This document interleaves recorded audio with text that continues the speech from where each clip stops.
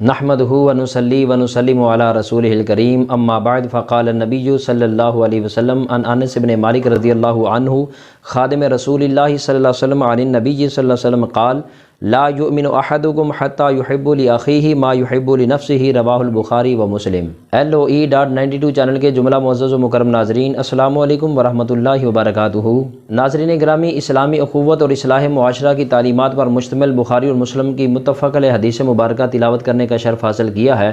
اس حدیث مبارکہ کے اندر اللہ کے نبی صلی اللہ علیہ وسلم نے ایک بندہ مومن مسلمان کے لیے اپنے دوسرے مسلمان مومن کے لیے پسند اور ناپسند کو بیان فرمایا ہے۔ تو ناظرین گرامی، اصلاح معاشرہ کی تعلیمات پر مشتمل یہ جامع حدیث مبارکہ ہے، جس حدیث مبارکہ کے اندر اللہ کے نبی صلی اللہ علیہ وسلم نے فرمایا ہے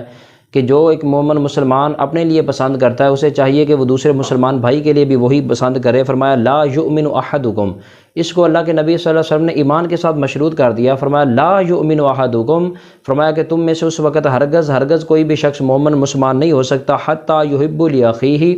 یہاں تک کہ وہ اپنے مسلمان مومن بھائی کے لیے ہر وہ چیز پسند کرے کہ ما یحب لنفسہ، جو وہ چیز اپنے لیے پسند کرتا ہے۔ تو مطلب یہ ہوا کہ اگر ایک مومن مسلمان اپنے لیے یہ پسند کرتا ہے کہ اس کے ساتھ دھوکہ دہی نہ ہو، تو اسے چاہیے کہ وہ کسی دوسرے مسلمان کو بھی دھوکہ نہ دے، کیونکہ وہ خود نہیں چاہتا کہ اس کے ساتھ کوئی دھوکہ کرے۔ اور اسی طرح کوئی بھی بندہ یہ نہیں چاہتا کہ اس کے ساتھ خیانت کی جائے، تو پھر بس اسے چاہیے کہ وہ خود بھی کسی کے ساتھ خیانت نہ کرے، کیونکہ وہ خود چاہتا ہے کہ میرے ساتھ خیانت نہ ہو۔ اسی طرح کوئی بھی شخص یہ نہیں چاہتا کہ اس کا مال چوری ہو، تو اسے چاہیے پھر وہ کسی کا بھی مال نہ چرائے، کیونکہ وہ خود یہ چاہتا ہے کہ میرا مال چوری نہ ہو۔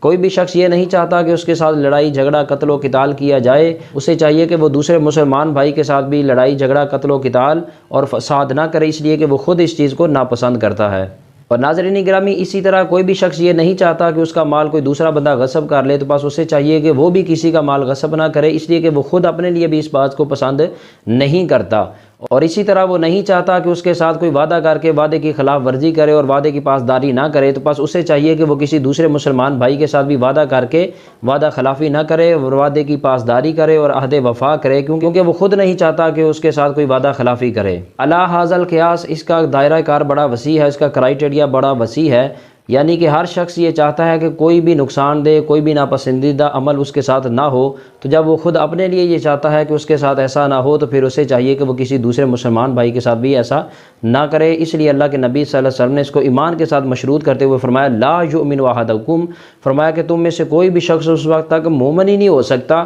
جب تک ہر وہ چیز جو اپنے لیے وہ پسند کرتا ہے وہ دوسرے مسلمان بھائی کے لیے بھی پسند نہ کرے۔ اگر کسی اعتبار کے اندر بھی وہ اپنا نقصان پسند نہیں کرتا تو کسی دوسرے کا بھی نقصان نہ کرے۔ اگر کسی اعتبار سے بھی وہ اپنے آپ کو پریشانی میں مبتلا نہیں کرنا چاہتا تو وہ کسی دوسرے مسلمان کو بھی پریشان نہ کرے۔ اگر وہ خود اپنے آپ کو تکلیف دینا پسند نہیں کرتا اور تکلیف میں آنا پسند نہیں کرتا، تکلیف میں رہنا پسند نہیں کرتا، تو اسے چاہیے کہ اپنی زبان اور اپنے ہاتھ کے ذریعے کسی دوسرے مسلمان کو بھی تکلیف میں مبتلا نہ کرے، ان کو تکلیف نہ دے۔ اللہ کے نبی صلی اللہ علیہ وسلم نے اسلام کا حسن اور اسلام کی خوبصورتی اور ایمان کی علامت اور پہچان اور ایمان کی شرط اس چیز کو قرار دیا ہے کہ وہ مسلمان کسی دوسرے کے لیے بھی وہی پسند کرے جو وہ اپنے لیے پسند کرتا ہے۔ اللہ کے نبی صلی اللہ علیہ وسلم نے اس حدیث مبارکہ کو اصلاح معاشرہ کی ایک جامع ترین حدیث بیان کیا ہے۔ دعا ہے کہ رب کائنات مجھے اور آپ کو، ہم سب کو اس حدیث مبارکہ پر عمل کرتے ہوئے ہمیں بھی وہ راستہ، ہمیں بھی وہ طریقہ اپنانے کی توفیق نصیب فرمائے جس راستے اور طریقے کو اللہ کے نبی صلی اللہ علیہ وسلم نے ہمارے لیے بیان فرمایا ہے۔ دوبارہ پھر ملتے ہیں ناظرین ایک نئے موضوع کے ساتھ، تب تک کے لیے اجازت دیجیے۔ اللہ حافظ، والسلام علیکم ورحمۃ اللہ وبرکاتہ۔